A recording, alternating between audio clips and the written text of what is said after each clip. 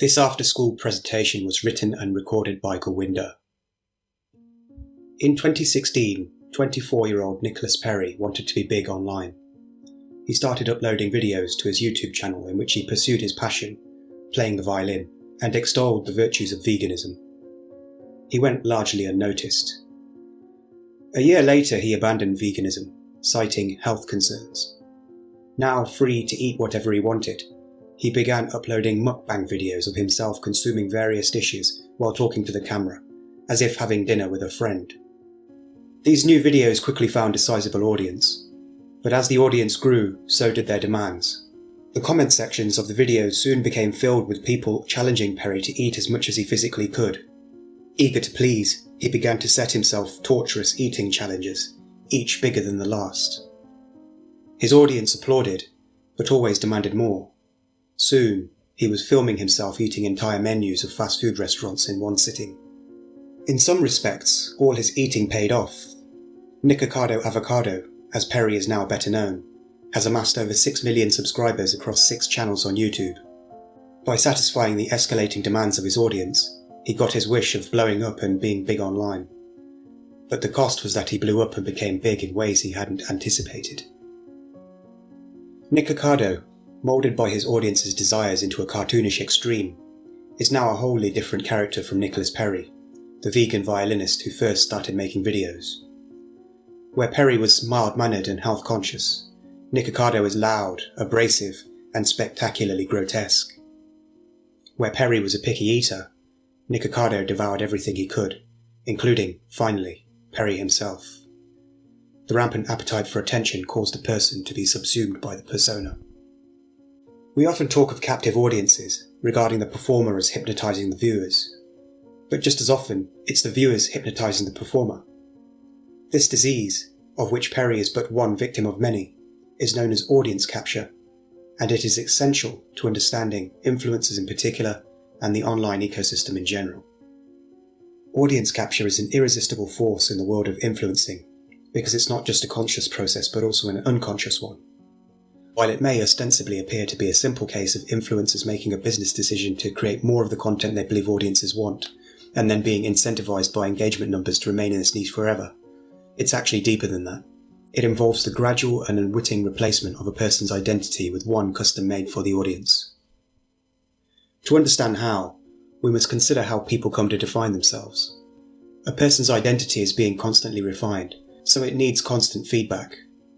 That feedback typically comes from other people, not so much by what they say they see as by what we think they see. We develop our personalities by imagining ourselves through others' eyes, using their borrowed gazes like mirrors to dress ourselves. Just as lacking a mirror to dress ourselves leaves us dishevelled, so lacking other people's eyes to refine our personalities leaves us uncouth. This is why those raised in isolation become feral humans, adopting the character of beasts. Put simply, in order to be someone, we need someone to be someone for. Our personalities develop as a role we perform for other people, fulfilling the expectations we think they have of us. The American sociologist Charles Cooley dubbed this phenomenon the looking glass self.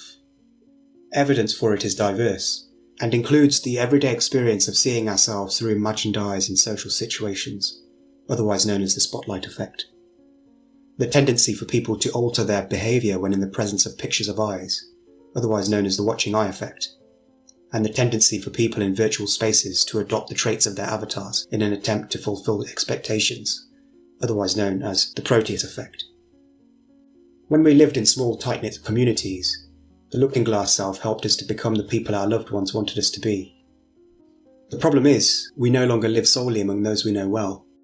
We can only gauge who they are by what some of them post online, and what people post online is not indicative of who they really are.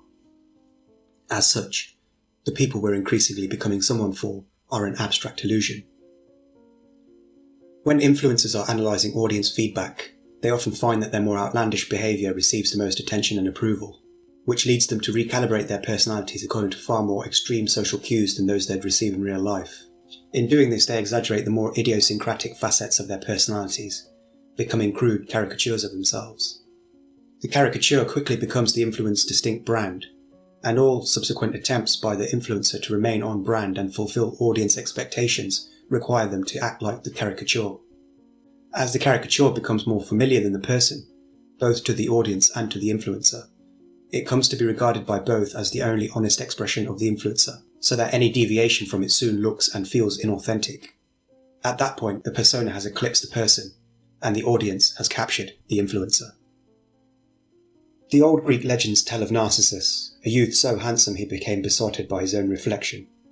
Unable to look away from his image in the surface of the waters, he fell still forever, and was transformed by the gods into a flower. Similarly, as influencers glimpse their idealized online personas reflected back at them on screens, they too are in danger of becoming eternally besotted by how they appear, and in so doing, forgetting who they were, or could be.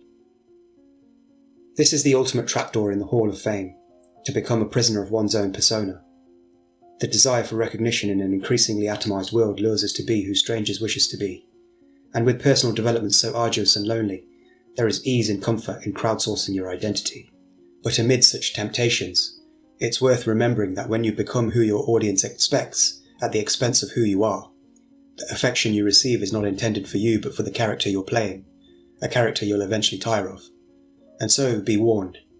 Being someone often means being fake, and if you chase the approval of others, you may, in the end, lose the approval of yourself.